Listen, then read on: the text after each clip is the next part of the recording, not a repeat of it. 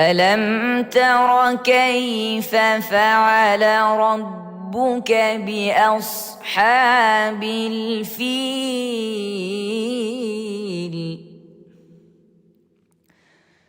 ألم يجعل كيدهم في تضليل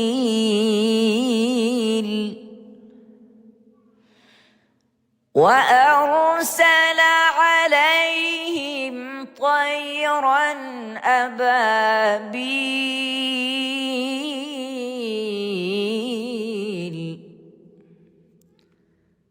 ترميهم بحجارة من سجيل فجعلهم كعصف مأكول.